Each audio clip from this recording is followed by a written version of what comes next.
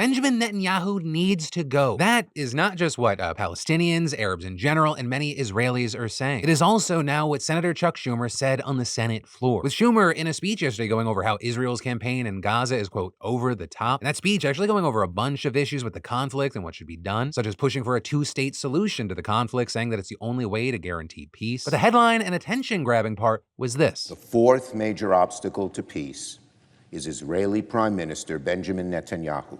As a lifelong supporter of Israel, it has become clear to me the Netanyahu coalition no longer fits the needs of Israel after October 7th.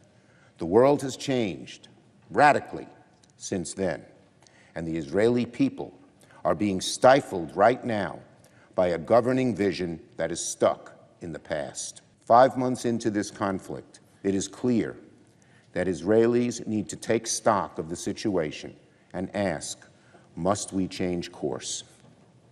At this critical juncture, I believe a new election is the only way to allow for a healthy and open decision-making process about the future of Israel. And he also added that he thinks that Netanyahu does genuinely care about the security of Israel. Quote, I also believe Prime Minister Netanyahu has lost his way by allowing his political survival to take precedence over the best interests of Israel. Now, notably, with this disliking Netanyahu, normally it's not newsworthy. He is not the most popular person. But it is a massive deal that not only a senator, but also the majority leader came out and called for new elections. And Schumer is hardly the only one. There is a growing movement within the Democratic Party to push both political and policy changes within Israel. I mean, it's actually at a point where some think that his comments didn't go far enough. Like in Michigan, for example, where the campaign for an influential anti-war group said, Senator Schumer is beginning to shift but far too slowly and with little substance for what actions Biden can take now to stop the outrageous civilian death toll in Gaza. And all this is on the other side of the aisle, you have Republicans blasting Schumer's comments. Senator Mitch McConnell, for example, calling Schumer's comments grotesque and hypocritical for those who, quote,